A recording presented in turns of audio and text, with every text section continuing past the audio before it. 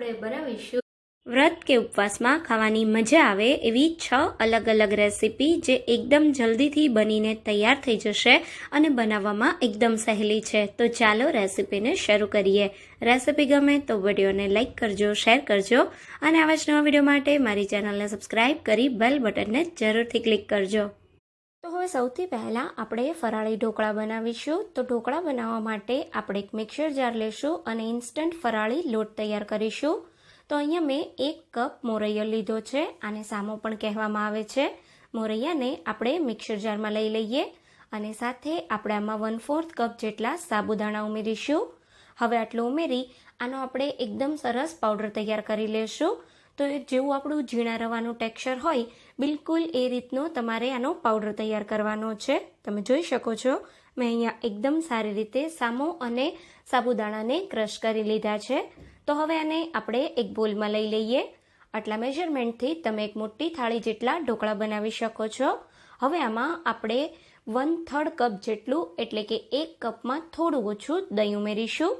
તો વધારે ખાટું પણ નહીં અને એકદમ મોળું પણ નહીં એ રીતનું દહીં લેવાનું છે અને સાથે આપણે આમાં અડધા કપ જેટલું પાણી ઉમેરીશું। તો આ રીતે અડધા કપ જેટલું પાણી ઉમેરી આપણે બધું સારી રીતે મિક્સ કરી લેશું। તો અહીંયા તમે જોઈ શકો છો મેં એકદમ સારી રીતે બધું મિક્સ કરી લીધું છે। હવે ઢોકળાના એકદમ સારા ટેસ્ટ માટે 1 ટેબલસ્પૂન જેટલી આદુ મરચાંની પેસ્ટ ઉમેરીશું। તમે વ્રત કે ઉપવાસમાં આદુ ના ખાતા હોય તો બિલકુલ સ્કીપ કરી શકાય। હવે આમાં 1 ટીસ્પૂન જેટલું અથવા તો સ્વાદ પ્રમાણે નમક ઉમેરીશું અને ફરીથી આને સારી રીતે મિક્સ કરી લઈએ। હવે બધું સરસ મિક્સ કર્યા પછી અહીંયા આપણે ઢોકળાની પ્લેટ લેશું અને પ્લેટને તેલથી સારી રીતે ગ્રીસ કરી લેશું। હવે અહીંયા આપણે પ્લેટને તેલથી સારી રીતે ગ્રીસ કરી લઈએ પછી આપણા તૈયાર કરેલા બેટરમાં આપણે 1 ટીસ્પૂન જેટલો ઈનો ફ્રૂટ સોલ્ટ ઉમેરીશું। તમારી પાસે ઈનો ફ્રૂટ સોલ્ટ ના હોય તો 1/4 ટીસ્પૂન જેટલા કુકિંગ સોડા પણ ઉમેરી શકાય અને સાથે આમાં આપણે 1 ટેબલસ્પૂન જેટલું તેલ ઉમેરીશું। તો આ સમયે તેલ ઉમેરવાથી ઢોકળા ગળામાં બિલકુલ નહીં ચોંટે, કોરા બિલકુલ નહીં બને। હવે આને એકદમ સારી રીતે મિક્સ કરી લઈએ। તો તમે જોઈ શકો છો મેં બધું સરસ મિક્સ કરી લીધું છે અને આપણું એકદમ સરસ બેટર તૈયાર થઈ ગયું છે। તો હવે તૈયાર કરેલા બેટરને આપણે જે ગ્રીસ કરેલી થાળી રાખી છે ઢોકળાની એમાં ઉમેરી દઈશું અને આ બેટરને આપણે થાળીમાં એકદમ સારી રીતે સ્પ્રેડ કરી દઈશું। તો આ રીતે બધું બેટર એકદમ સારી રીતે સ્પ્રેડ કર્યા પછી આના એકદમ સારા દેખાવ અને ટેસ્ટ માટે ઉપરથી થોડો મરી પાવડર સ્પ્રિંકલ કરીશું। તમે લાલ મરચું પાવડર ખાતા હોય તો થોડું એ પણ સ્પ્રિંકલ કરી શકાય અને સાથે આપણે થોડા સફેદ તલ સ્પ્રિંકલ કરી દઈએ। હવે આપણે આ ઢોકળાને સ્ટીમ કરી લેશું। તો અહીંયા સ્ટીમરમાં મેં પાણીને પહેલેથી જ ગરમ કરવા મૂકી દીધું છે। પાણી આ રીતે સરસ ગરમ થઈ જાય એટલે તૈયાર કરેલી ઢોકળાની પ્લેટને આપણે આમાં ઉમેરી દઈશું અને હવે આના પર ઢાંકણ લગાવી અને મીડિયમ ટુ હાઈ ફ્લેમ પર 10 મિનિટ માટે આ ઢોકળાને થવા દઈશું। તો અહીંયા 10 મિનિટ થઈ ગઈ છે અને તમે જોઈ શકો છો એકદમ સરસ આપણા ઢોકળા તૈયાર થઈ ગયા છે। આ રીતે આપણે ચાકુ કે ટૂથપીક ઉમેરી ઢોકળાને ચેક કરીશું।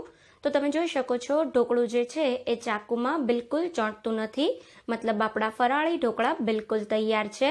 તો આને થોડા ઠંડા થવા દઈએ અને જ્યાં સુધીમાં આપણા ઢોકળા ઠંડા થાય ત્યાં સુધીમાં આપણે ઢોકળા પર રેડવા માટેનો વઘાર તૈયાર કરીશું। તો અહીંયા મેં 1 ટેબલસ્પૂન જેટલું તેલ ગરમ કરવા મૂકી દીધું છે। તેલ ગરમ થાય એટલે આપણે આમાં 1 ટીસ્પૂન જેટલું જીરું ઉમેરીશું। ત્યારબાદ આપણે આમાં થોડા મીઠા લીમડાના પાન ઉમેરીશું અને 2 થી 3 નંગ જેટલા મીડિયમ સાઇઝના ટુકડા કરેલા લીલા મરચાં ઉમેરીશું। તો તમારે લીલા મરચાં ના ઉમેરવા હોય તો બિલકુલ સ્કીપ કરી શકાય। હવે આપણે આમાં 1 નાની ચમચી જેટલા તલ ઉમેરીશું। આપણે ઢોકળાની ઉપર પણ તલ સ્પ્રિંકલ કર્યા છે એટલે બહુ જ ઓછા તલ ઉમેરી ગેસને બંધ કરી આ ગરમા ગરમ વઘારને આપણે આપણી જે તૈયાર કરેલી ઢોકળાની થાળી છે એના પર રેડી દઈશું અને હવે વઘારને આપણે સારી રીતે બ્રશ કે ચમચીની મદદથી સ્પ્રેડ કરી દઈશું। તો આ રીતે સરસ વઘારને સ્પ્રેડ કર્યા પછી આપણે ઢોકળાની ઉપર થોડી ઝીણી સમારેલી કોથમીર સ્પ્રિંકલ કરીશું અને ઢોકળાને આપણે કટ કરી લેશું। તો અહીંયા ઢોકળાનું પીસ તમે તમારી પસંદ પ્રમાણે નાનું કે મોટું કરી શકો છો અહીંયા તમે જોઈ શકો છો મેં એકદમ સારી રીતે ઢોકળાને કટ કરી લીધા છે અને આપણા એકદમ સરસ ઇન્સ્ટન્ટ જાળીદાર અને પોચારું જેવા ઢોકળા બિલકુલ તૈયાર છે. હવે આપણે બનાવીશું બિલકુલ તેલ ના રહે અને એકદમ ક્રિસ્પી એવા ફરાળી ભજીયા. તો હવે સૌથી પહેલા ફરાળી ભજીયા બનાવવા માટે આપણે સાબુદાણા પલાળીશું. અહીંયા મેં 1 કપ સાબુદાણા લીધા છે. તમારે હું જે ટ્રીક આપું એ ટ્રીકથી સાબુદાણા પલાળવાના, તો તમારા સાબુદાણાના વડા કે ફરાળી ભજીયા બિલકુલ તેલ નહીં પીવે. તો અહીંયા તમે જુઓ, મેં સાબુદાણામાં પાણી ઉમેરી દીધું છે અને સાબુદાણાને એકદમ સારી રીતે ધોઈ લેવાના. આજે સાબુદાણામાં સફેદ પાણી નીકળે છે એ સરસ ક્લિયર મળે ત્યાં સુધી ધોવાના. 3 થી 4 વાર સાબુદાણા ધોવાઈ જાય એટલે તમે જે વાટકી કે કપ ભરીને સાબુદાણા લો છો એટલું જ તમારે પાણી ઉમેરવાનું. આ રીતે પાણીને હલકા હાથે સાબુદાણા સાથે મિક્સ કરી ઢાંકી અને 3 થી 4 કલાક સાબુદાણાને પલાળી દેવાના. 3-4 કલાક પછી તમે જોઈ શકો છો આ સાબુદાણા એકદમ સરસ પલળી ગયા છે. આમાં બિલકુલ પાણીનો ભાગ નથી. તમે જુઓ કેવા સરસ કોરા સાબુદાણા છે. આ રીતે સાબુદાણા પલાળી અને રેસીપી બનાવશો તો એ રેસીપી બિલકુલ તેલ નહીં પીવે. તો હવે તૈયાર કરેલા પલાળેલા સાબુદાણાને આપણે એક મિક્સિંગ બોલમાં લઈ લેશું અને હવે ભજીયા બનાવવા માટે આપણે આમાં મસાલા કરીશું. તો સાબુદાણાને થોડું બાઇન્ડિંગ આપવા માટે અહીંયા હું 1 મીડિયમ સાઇઝનું બાફેલું બટાકું ઉમેરું છું. બટાકું અહીંયા તમારે તમારા સ્વાદ પ્રમાણે ઉમેરવાનું. અહીંયા તમારે બટાકાના બદલે કાચા કેળાને બાફીને ઉમેરવા હોય તો એ પણ ઉમેરી શકાય. એનો સ્વાદ પણ એકદમ સરસ લાગશે. હવે અહીંયા અડધા કપ જેટલો શેકેલા સિંગદાણાનો ભૂક્કો ઉમેરીશું. સાથે આપણે 1 ઇંચ આદુનો ટુકડો, 2 મીડિયમ સાઇઝના ઝીણા કાપેલા લીલા મરચાં અને સાથે 1/4 કપ જેટલી ઝીણી સમારેલી કોથમીર ઉમેરી દઈશું. ત્યારબાદ અહીંયા આપણે અડધી ટીસ્પૂન જેટલો મરી પાવડર ઉમેરીશું, અડધી ટીસ્પૂન જેટલો શેકેલા જીરાનો પાવડર ઉમેરી દઈએ અને હવે અહીંયા આપણે 1 ટીસ્પૂન કરતાં થોડું વધારે અથવા તો સ્વાદ પ્રમાણે નમક ઉમેરી દઈશું. હવે આમાં આપણે અડધી ટીસ્પૂન જેટલો સંચળ પાવડર ઉમેરીશું. સંચળ પાવડરથી ભજીયામાં બહુ સારો એવો ટેસ્ટ આવશે. હવે અહીંયા ખટાશ અને ગળાશ માટે 1 ટેબલ સ્પૂન જેટલી ખાંડ અને અડધા લીંબુનો રસ ઉમેરીશું અને બધું સારી રીતે મિક્સ કરી લેશું. તમારે અહીંયા લીંબુના રસના બદલે થોડો આમચૂર પાવડર ઉમેરવો હોય તો એ પણ ઉમેરી શકાય. તો હવે આ રીતે હાથની મદદથી એકદમ સારી રીતે બટાકા અને સાબુદાણાને મેશ કરતા જઈને બરાબર મિક્સ કરી લેશું. બધું સરસ મિક્સ થઈ ગયું છે. તો હવે આપણે આ બેટરમાંથી ભજીયા બનાવીએ. આ ભજીયા આપણે સાબુદાણામાંથી બનાવીએ છીએ તો બેટર ઢીલું ના થઈ જાય એનું ખાસ ધ્યાન રાખવાનું. હવે આ રીતે ગરમ તેલમાં થોડું તમે ભજીયાનું મિશ્રણ ઉમેરો તો તમે જુઓ આ રીતે સરસ સાઈડ પર નાના નાના બબલ આવે છે. મતલબ આપણું તેલ ભજીયાને તળવા એકદમ સરસ ગરમ થઈ ગયું છે. સાબુદાણાના વડા કે ભજીયા બનાવવા માટે તમે જ્યારે પણ તેલ ગરમ કરો એને તમારે એકદમ સરસ ગરમ કરવાનું અને પછી મીડિયમ ગેસની ફ્લેમ કરી અને આ રીતે આપણે ભજીયાને ઉમેરી દઈશું. તો હું અહીંયા નાની નાની સાઈઝના ભજીયા બનાવું છું. તમારે થોડા મોટા બનાવવા હોય તો એમ પણ બનાવી શકાય. તમારે એકદમ સરસ ગોળ શેપ આપી અને ભજીયા તૈયાર કરવા હોય તો એમ પણ કરી શકાય. તો આ રીતે કડાઈમાં એકવારમાં જેટલા ભજીયા આવે એટલા ઉમેરી દઈશું. તમે જુઓ મેં તેલને બિલકુલ ઠંડુ નથી પડવા દીધું. ભજીયા તમે જ્યારે ઉમેરો અને તમને એવું લાગે કે તેલ ઠંડુ પડે છે તો ગેસની ફ્લેમ થોડી મીડિયમ કરી દેવાની. આ રીતે તમે ભજીયાને ફ્રાય કરશો તો તમારા ભજીયા બિલકુલ તેલ નહીં પીવે. અને ભજીયાને ઉમેર્યા પછી થોડી વાર નહીં ચલાવવાના. આ રીતે થોડા ભજીયા સેટ થાય પછી એની સાઈડને ચેન્જ કરવાની. તો અહીં તમે જુઓ કેટલા સરસ આપણા ભજીયા 5 થી 7 મિનિટમાં એકદમ સરસ ગોલ્ડન બ્રાઉન થઈ ગયા છે અને આ ક્રિસ્પી પણ બહુ જ થયા છે. તો હવે આપણે એકદમ સારી રીતે તૈયાર કરેલા ભજીયાને તેલમાંથી કાઢી અને પ્લેટમાં લઈ લેશું. તો જ્યારે તમે ભજીયાને તેલમાંથી કાઢો ત્યારે આ રીતે તમારે ઝારાને સહેજ આ રીતે ક્રોસ કરી અને સારી રીતે બધું તેલ નિતારી લેવાનું. પછી તમને ભજીયા ખાતા સમયે બિલકુલ તેલ નહીં લાગે. તો તમે જુઓ એકદમ સરસ ભજીયામાં બિલકુલ તેલ નથી અને ભજીયા એકદમ ક્રિસ્પી થયા છે. તો આ જ રીતે આપણે બીજા ભજીયાને પણ બનાવી લઈએ. બીજી વારના ભજીયા ઉમેરો ત્યારે ગેસની ફ્લેમ હાઈ મીડિયમ રાખવાની અને એકવારમાં ભજીયા સમાય એટલા ઉમેરી આ રીતે સરસ ક્રિસ્પી થાય ત્યાં સુધી તળી લેવા. તો હવે આપણે બનાવીશું 5 જ મિનિટમાં તૈયાર થઈ જતો એકદમ સ્વાદિષ્ટ બટેટાનો શીરો. તો હવે સૌથી પહેલા બટાકાનો શીરો બનાવવા માટે મેં અહીંયા 3 મીડિયમ સાઇઝના બાફેલા બટાકા લીધા છે. ગ્રામ્સમાં માપો તો 300 ગ્રામ જેટલા આ બટાકા છે. બટાકાને બાફતા સમયે નમક બિલકુલ નથી ઉમેરવાનું. હવે બટાકાનો શીરો બનાવવા માટે આપણે બટાકાને મેશ કરવાના અથવા તો આ રીતની જે ઝીણી ખમણી હોય એનાથી ખમણી લેવાના. તો હું અત્યારે બટાકાને આ રીતે છીણીની મદદથી છીણી લઉં છું. તો આ રીતે બટાકાને છીણી અને પછી એનો તમે શીરો બનાવશો તો શીરાનું ટેક્સચર ખૂબ જ સરસ આવશે. અહીંયા તમે જોઈ શકો છો મેં ત્રણેય બટાકાને સારી રીતે છીણીની મદદથી છીણી લીધા છે. તો અહીંયા આપણું બટાકાનું છીણ શીરો બનાવવા માટે બિલકુલ તૈયાર છે. તો હવે આમાંથી આપણે શીરો બનાવીશું. તો હવે શીરો બનાવવા માટે આપણે એક પેનમાં 3 ટેબલસ્પૂન જેટલું ઘી ગરમ કરવા મૂકી દઈશું. તો અત્યારે હું 3 ટેબલસ્પૂન જેટલું ઘી લઉં છું. પછી આપણને બટાકાને શેકતા સમયે જરૂર લાગે તો આપણે થોડું ઘી વધારે ઉમેરીશું. તો અહીંયા ઘીને આપણે બિલકુલ થોડું ગરમ થવા દઈશું. આ રીતે થોડું ઘી ગરમ થાય એટલે હવે આપણે મીડિયમ ગેસની ફ્લેમ કરી દઈશું અને આપણે જે બટાકાનું છીણ તૈયાર કર્યું છે એને ઘીમાં ઉમેરી દઈશું. અને હવે આપણે મીડિયમ ગેસ પર આ જે છીણેલા બટાકા છે એને ઘી સાથે 3 થી 4 મિનિટ માટે શેકી લેશું. તો ઘી સાથે તમે જ્યારે બટાકાને શેકશો ત્યારે બહુ જ સરસ ઘી સાથે શેકાયેલા બટાકાની ફ્લેવર આવશે અને તમારો શીરો બહુ જ ટેસ્ટી બનશે. તો આપણે બટાકાને આ રીતે કન્ટિન્યુ ચલાવતા રહેશું અને થોડો બટાકાનો કલર ચેન્જ થાય અને એકદમ લાઇટ એવું ઘી છૂટું પડે ત્યાં સુધી આને શેકવાનો છે. તો અહીંયા 3-4 મિનિટ પછી તમે જોઈ શકો છો બટાકામાંથી થોડું બિલકુલ ઉપરની સાઈડ તમે જોઈ શકો છો થોડું ઘી છૂટું પડવા માંડ્યું છે અને એકદમ લાઇટ એવો બટાકાનો કલર પણ ચેન્જ થઈ ગયો છે. શેકાવાની થોડી સુગંધ પણ આવે છે. તો બસ આ સમયે આપણા બટાકા સરસ શેકાઈ ગયા છે એવું માનવું. તો હવે આમાં આપણે ખાંડ ઉમેરીશું. તો અહીંયા મેં અડધા કપ જેટલી ખાંડ લીધી છે. તમારે આમાં ખાંડ વધારે ઉમેરવી હોય તો વધારે પણ ઉમેરી શકાય. હવે ખાંડને આપણે બટાકા સાથે સારી રીતે મિક્સ કરી લેશું અને બધી ખાંડ મેલ્ટ થાય ત્યાં સુધી આ શીરાને થવા દેશું. તો આ ખાંડને મેલ્ટ થતાં 3 થી 4 મિનિટ જેટલો સમય લાગશે. તમારે આ રીતે બટાકાને ચલાવતા રહેવાનું. અહીંયા 3-4 મિનિટ પછી તમે આ રીતે ખાંડના કોઈ ક્રિસ્ટલ છે કે નહીં એ ચેક કરી શકો છો. તમે જોઈ શકો છો બધી ખાંડ સરસ મેલ્ટ થઈ ગઈ છે. તો હવે આપણે આ શીરાની ફ્લેવર હજી વધારવા માટે આમાં 1 ટીસ્પૂન જેટલો એલાયચીનો પાવડર ઉમેરીશું. ત્યારબાદ થોડા કાજુના ટુકડા, થોડા પિસ્તાના ટુકડા અને બદામના ટુકડા ઉમેરીશું. તમારે અહીંયા કિસમિસ ઉમેરવી હોય તો એ પણ ઉમેરી શકાય. અહીંયા ડ્રાયફ્રૂટ તમે તમારી પસંદ પ્રમાણે વધારે કે ઓછું કરી શકો છો. હવે ડ્રાયફ્રૂટ અને એલાયચીના પાવડરને સારી રીતે મિક્સ કરી લેશું. તો અહીંયા તમે જોઈ શકો છો મેં બધું સરસ મિક્સ કરી લીધું છે અને આપણો આ બટાકાનો શીરો ખાવા માટે બિલકુલ તૈયાર છે. તો તમે જોયું ને ફક્ત 5 જ મિનિટમાં આ શીરો બનીને તૈયાર થઈ જાય છે. તો હવે આ શીરાને આપણે એક સર્વિંગ બોલમાં લઈ લેશું અને શીરાને આપણે ઉપરથી થોડા ડ્રાયફ્રૂટથી ગાર્નિશ કરીશું. તો હવે આપણે બનાવીશું એકદમ ઝટપટ તૈયાર થઈ જતા ઇન્સ્ટન્ટ ફરાળી દહીંવડા. તો હવે સૌથી પહેલાં ફરાળી દહીંવડા બનાવવા માટે અહીંયા મેં અડધો કપ મોરૈયો લીધો છે. આને સામો પણ કહેવામાં આવે છે. મોરૈયાને સારી રીતે સાફ કરી આપણે મિક્સર જારમાં ઉમેરી દઈશું. અડધા કપ મોરૈયા સાથે આપણે 2 ટેબલસ્પૂન જેટલા સાબુદાણા ઉમેરીશું. અહીંયા મેં મોરૈયો કે સાબુદાણા કંઈ જ પલાળ્યું નથી.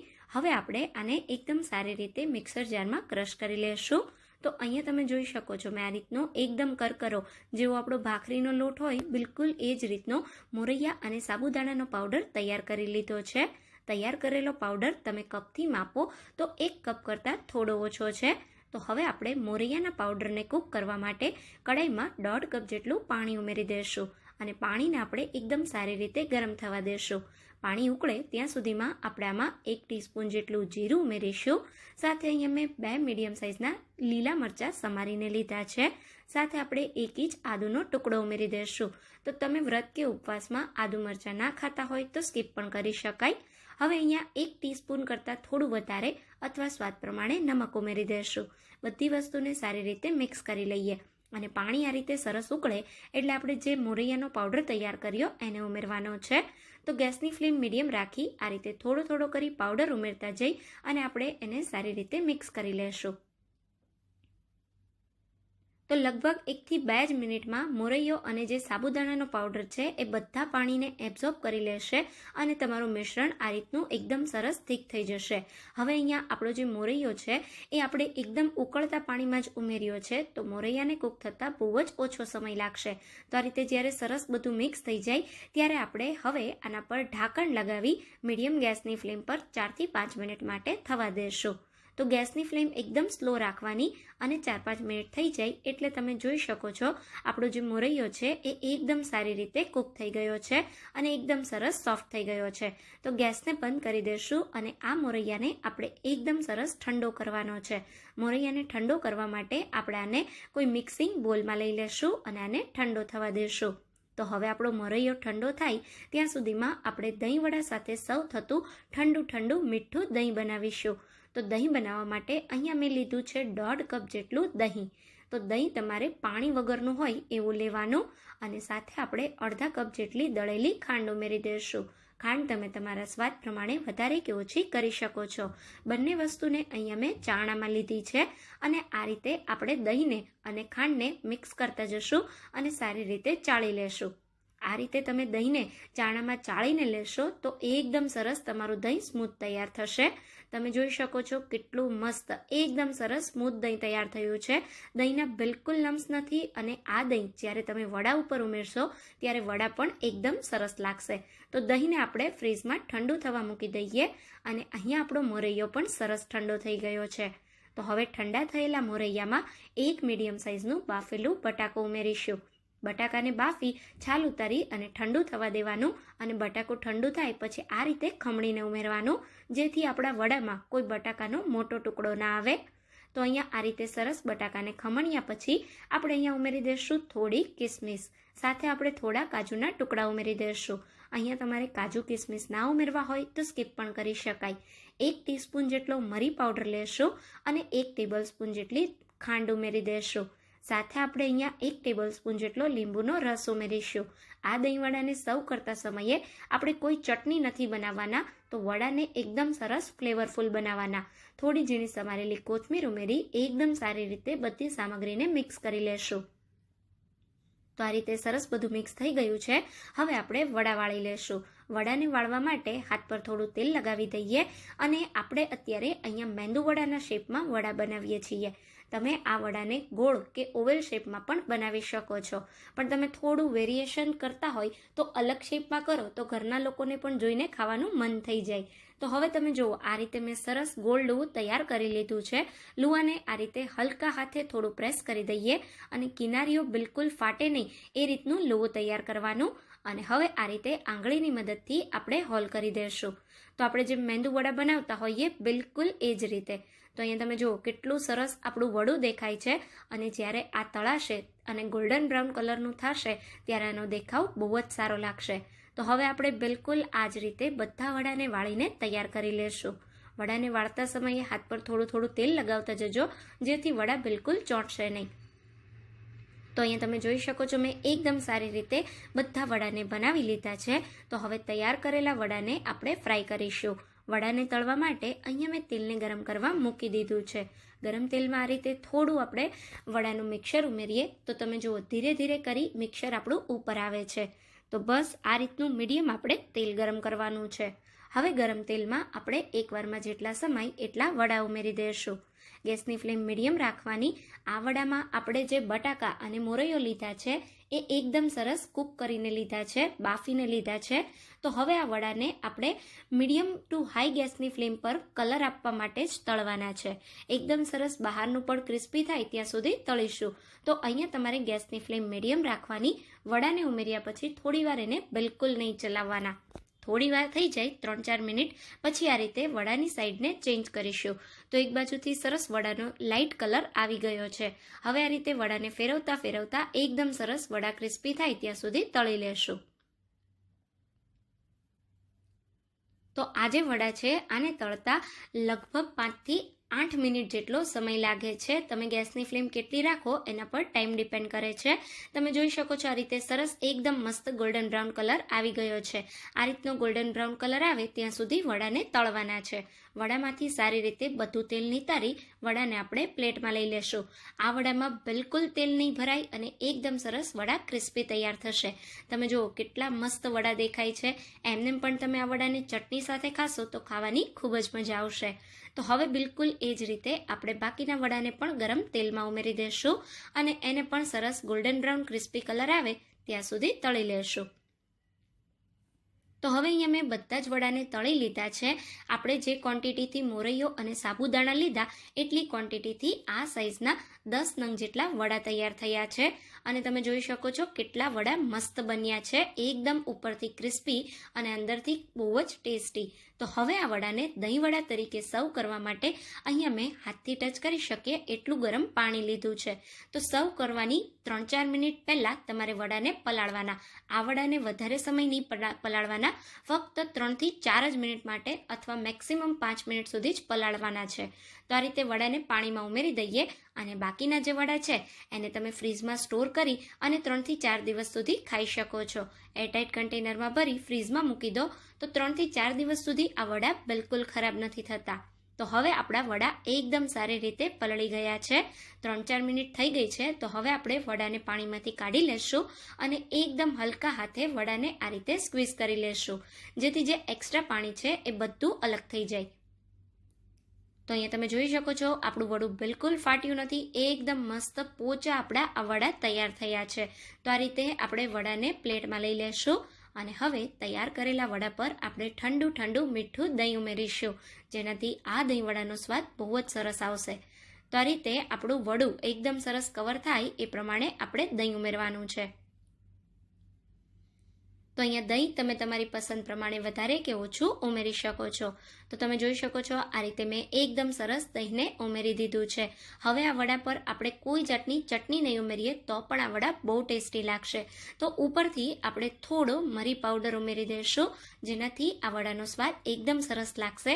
અને દહીં વડા છે તો શેકેલા જીરા વગર બિલકુલ અધૂરા છે. તો થોડો આપણે શેકેલા જીરાનો પાવડર ઉમેરી દઈએ. ત્યારબાદ આપણે થોડું લાલ મરચું પાવડર સ્પ્રિંકલ કરીશું. ઘણા લોકો વ્રત ઉપવાસમાં લાલ મરચું પાવડર નથી ખાતા. જો તમે ના ખાતા હોય તો સ્કીપ પણ કરી શકાય. અને હવે આપણે ઉપરથી થોડી ઝીણી સમારેલી કોથમીર સ્પ્રિંકલ કરી દઈએ. તો તમે જોઈ શકો છો કેટલા મસ્ત, જોઈને જ ખાવાનું મન થઈ જાય એવા આ વડા તૈયાર થયા છે.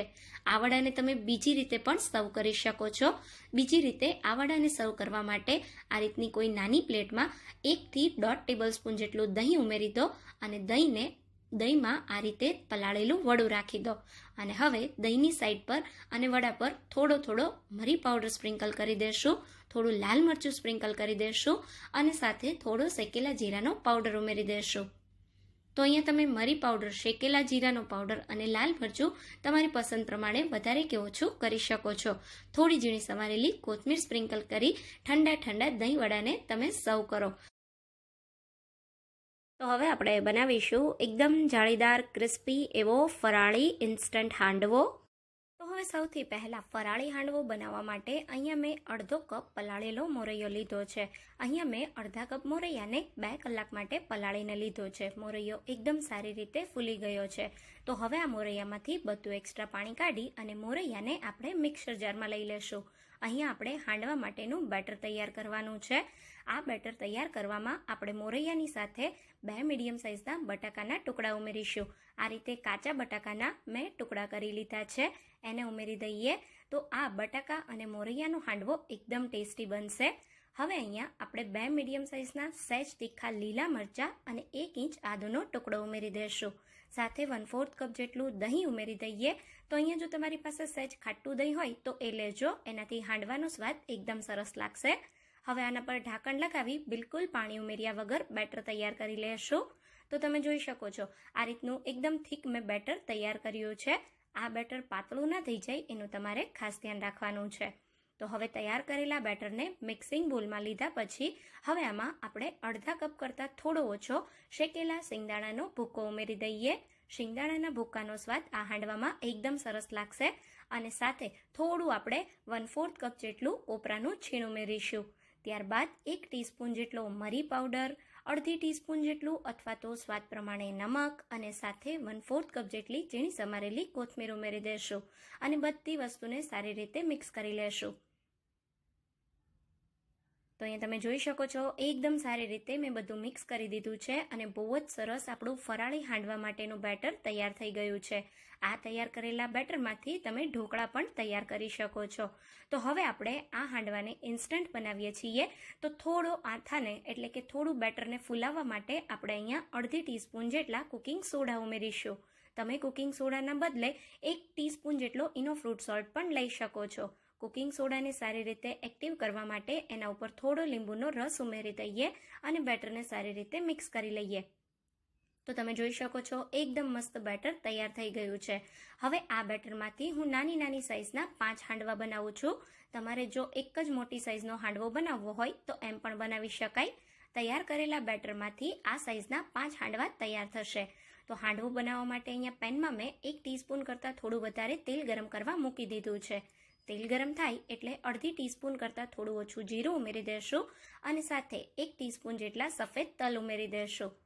તમારે અહીંયા ઝીણા કાપેલા લીલા મરચાંના ટુકડા અને થોડા મીઠા લીમડાના પાન ઉમેરવા હોય વઘારમાં તો એ પણ ઉમેરી શકાય. હવે આપણા થોડું જીરું અને તલ ક્રેકલ થાય એટલે આ રીતે 1 મોટા ચમચા જેટલું બેટર ઉમેરી દઈએ. આના પર ઢાંકણ લગાવી મીડિયમ ગેસની ફ્લેમ પર 2 થી 3 મિનિટ માટે એક બાજુથી થવા દેશું.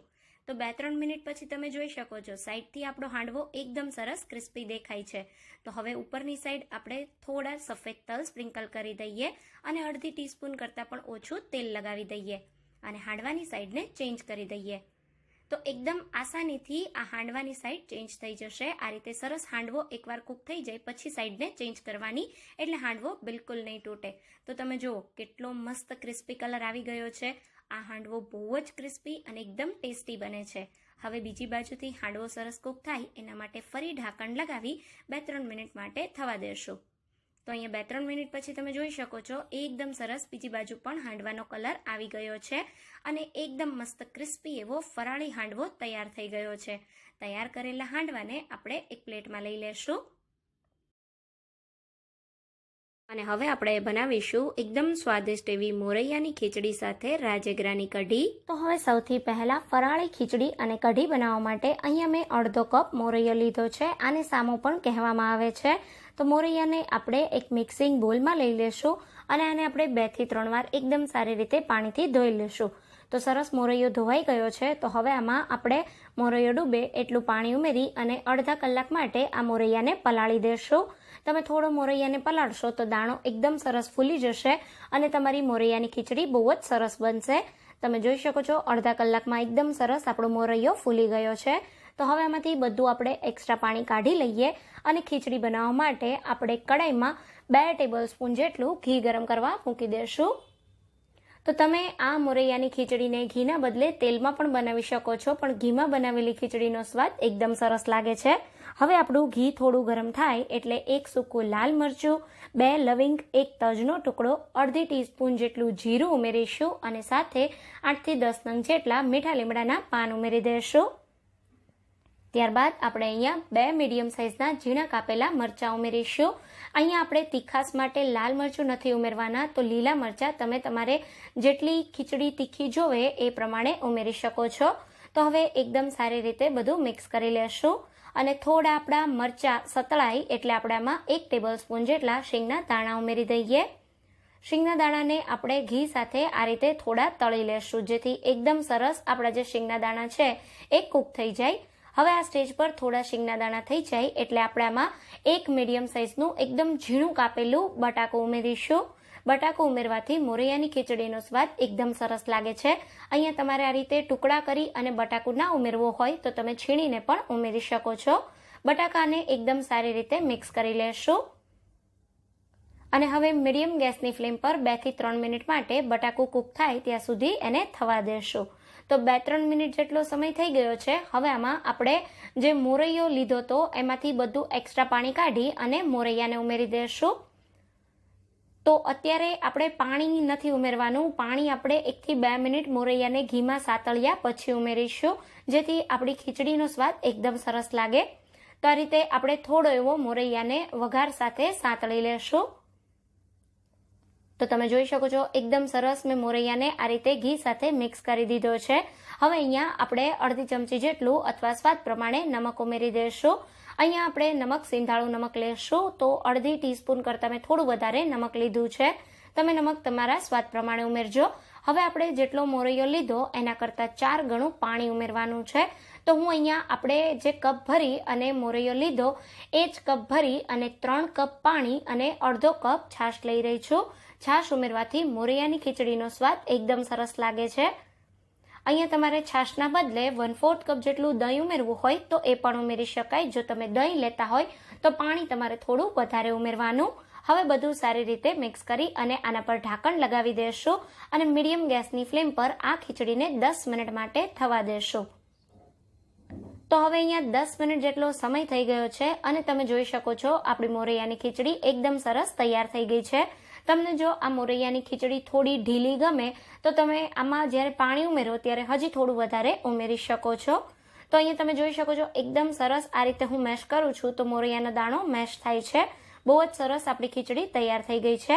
તો હવે આપણે ઉપરથી થોડી ઝીણી સમારેલી કોથમીર સ્પ્રિંકલ કરી દઈશું અને તૈયાર છે આપણી એકદમ ટેસ્ટી ચટપટી મોરૈયાની ખીચડી.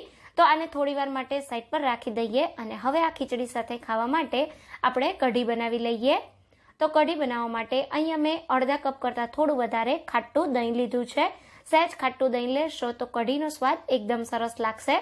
હવે આપણે એકદમ સારી રીતે દહીંને પહેલાં ફાટી લેશું. અહીંયા તમારે દહીંના બદલે છાશ લેવી હોય તો તમે 2 કપ જેટલી છાશ પણ લઈ શકો છો. હવે આપણે આ રીતે દહીંને થોડું ફેટ્યા પછી આમાં આપણે 1/4 કપ કરતાં થોડો ઓછો રાજેગરાનો લોટ ઉમેરીશું.